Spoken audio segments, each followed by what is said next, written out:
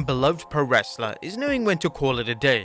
Unfortunately, numerous iconic wrestlers have continued to wrestle despite there being a lack of demand to see them perform, and this lack of demand mainly comes from the wrestlers' best days being way behind them and their in-ring work failing to deliver. Join us now as WrestleMania looks at 10 WWE wrestlers that fans were ready to see retire. Be sure to subscribe and hit that notification bell for daily wrestling videos, and follow us on Facebook for exclusive lists. Also check out our new channel, WrestleMania Shorts. Number 10. Jerry the King Lawler. Jerry the King Lawler is a legend that will seemingly never retire, but in 2012 there were calls from fans to see Lawler finally hang up his boots. Lawler suffered a heart attack following a match on Raw, and from this point onwards, fans believed it would be in Lawler's best interest for him to stop wrestling immediately, but Lawler had other ideas. Lawler has wrestled numerous times a year since his heart attack, and all of these matches have occurred outside of WWE, as it's evident that WWE really aren't comfortable with booking Lawler in a featured matchup. Lawler has been pushing WWE to let him wrestle another match, potentially even at WrestleMania, and this is what the King said during an appearance on The Bump. "I'm still hoping to get a rematch," referencing the WrestleMania 27 match against Michael Cole, or at least another WrestleMania match under my belt before I call it a career in wrestling. Do you think Lawler should have one more match? Let us know in the comments down below. Number 9. Vader. During the peak of his career, Vader was considered to be one of the greatest big men in pro wrestling history. Vader had strength, speed, and could seemingly have great matches with anyone of any size. He would sadly wrestle way past his prime, and his matches took place in companies such as Impact and Rev Pro, but they were sad affairs, and it did make for pleasant viewing at all. Obviously, it's not fair to judge someone's specific circumstances, as we'll never know Vader's reasons for continuing to wrestle, but thankfully none of these poorly received matches hindered his legacy with fans, as he's still widely regarded as a true legend of the art of wrestling. Number 8. Kevin Nash. Kevin Nash was a mainstay throughout the 90s, both in WWE and WCW, but in the 2000s his ring work began to slowly regress. Nash's WWE run between 2002 to 2003 wasn't met with critical acclaim, as his matches were rather poor and a history of injuries were catching up to the former WWE champion. Nash eventually signed for TNA, where he had some decent matches, but his matches were never anything special, and it could be argued that he only stuck around for a payday. In 2011, Nash decided to return to WWE to have one more run in the spotlight, and this included a number of matches, including a bizarre ladder match with Triple H at the TLC pay-per-view. Whilst this match was passable, it was hard to watch Nash struggle through the match, and even Nash himself admitted how difficult it was on his podcast. "What do you mean both don't normally have ladder matches? How about I've never done one in my life? I've got 17 knee operations, and he's running the show, and I get to talk to him about 8 minutes in the ring before the doors open. That was my last match. Everybody else gets to have a last match. That was mine." Nash would go on to wrestle on several other occasions following the infamous ladder match, including appearing in the Royal Rumble and making appearances for independent wrestling companies. Number 7. The Big Show. A former champion, The Big Show is up there with the most respected and well-liked wrestlers of the past 3 decades. However, Big Show went through an awkward period of his career in WWE where fans were actively trying to encourage him to retire. Big Show's booking was stagnant, and he was still presented as one of the biggest stars on the show when fans simply wanted new life on Raw and SmackDown each and every week. Big Show was often met with chants of "please retire," and according to Big Show himself during an interview with The Mirror, he had people coming up to him in the street asking him to retire. I think I'm doing my job as a heel. I think a lot of it too is just a way for the audience to have fun. I mean, let's face it, I don't have people coming up to me in the streets telling me to please retire. I have people I meet in person who are thankful for everything I've done, and they appreciate it. I think that's just the audience having fun, and when they chant that. Number 6. Goldberg. When Goldberg returned to WWE in 2016, it appeared to be a one-match only deal.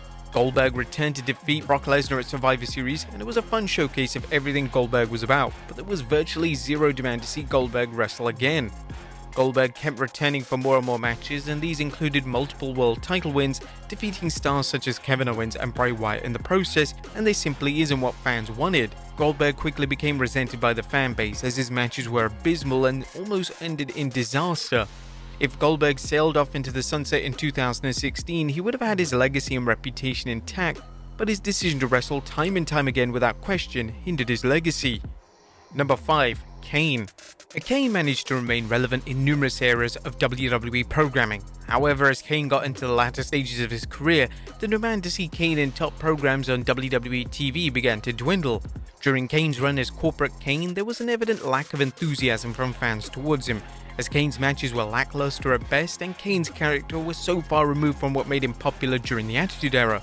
In recent years, the Devil's favorite demon has taken a step back from the squared circle in favor of focusing on his political aspirations, and this is probably the right move. Kane hasn't ruled out wrestling again, and if he opts to compete once more, hopefully he's able to offer fans a half-decent performance. Number 4. Ric Flair. WrestleMania 24 featured the perfect retirement match for Ric Flair as he took part in a classic showdown with Shawn Michaels. Flair told everyone that this was going to be his final match, but Flair made the controversial call to wrestle again in TNA. Flair's matches in TNA were horrendous, and they arguably could have tarnished his legacy. Flair being a member of the TNA roster in a non-wrestling role was fine with the overall fan base, but nobody was actively pushing for Flair to wrestle ever again, especially having such an acclaimed send-off back at WrestleMania 24. Years after Flair had seemingly retired from the ring, he came out of retirement in 2022 for a special event titled Ric Flair's Last Match. While some fans may have enjoyed seeing Flair to do this thing one more time, there was a ton of concern for Flair's welfare during the matchup. Hopefully the match brought an end to Flair's in-ring career, but he has notoriously claimed he will never retire, so it's incredibly likely that the 16-time world champion wrestles once more before it's all said and done. Number 3. Mick Foley. Unlike most of the wrestling legends on this list, Mick Foley is one of the most self-aware pro wrestlers there is. Foley initially wrestled for the final time back in 2000, but he came out of retirement several times, with some matches being classics and a considerable number of matches unfortunately being total duds. After Foley wrestled Edge at WrestleMania 22, fans believe that Foley should have hung up his boots forever, as he was never going to top the quality of the matchup, but Foley continued on. He wrestled several more matches for WWE and even had matches in TNA. Foley himself is fully aware that fans wanted to see him hang up his boots, and he stated on his podcast that if he could ever rewrite history, he would have officially called it a day following his all-time classic against Randy Orton at 2004's Backlash pay-per-view. If I could rewrite my own history, I would never have wrestled again. I would have had to come back against Randy because you're allowed one comeback match. I would have done the tag with The Rock, followed it up with a match against Randy, and then never wrestled again. I think everyone accepts that you're going to have one comeback match, but I wouldn't have done a match 6 weeks later at WrestleMania 2000. I would have done those 2 matches and it would have been it. Number 2. Hulk Hogan. Hulk Hogan just never seemed to know when to call it a day. There were calls from fans to see Hogan retire in early 2000s, yet Hogan continued to wrestle and was still featured in prominent spots in both WCW and WWE. Hogan would even win the WWE title in 2002, which was seen as the nostalgia run, but outside of his matches with The Rock, Hogan's in-ring work wasn't at the level fans or WWE wanted. Instead of retiring with his head held high, Hogan continued to have huge matches with the likes of Shawn Michaels and Randy Orton, and these were matches that Hogan won, which was a questionable booking move. Over a decade after fans began to push Hogan towards retirement, he would wrestle in TNA, which included an infamous match with Sting. It looks like due to Hogan's health, he has officially hung up his boots for the final time, but you never know when Hogan will crave the spotlight once more. And number 1, The Undertaker. The legendary Undertaker wrestled for decades on end, and the dead man's dedication and love for pro wrestling was inevitably going to take a toll on his body. Around 2014, The Undertaker's in-ring work began to drastically decrease in quality, and subsequent matches with the likes of Roman Reigns and Goldberg were signs that it was finally time for the dead man to call it a day. The desire from the fan base to see the dead man retire was out of respect, as he had nothing to prove, and there was concern that if he was going to carry on wrestling, he was going to get seriously hurt or seriously hurt somebody else.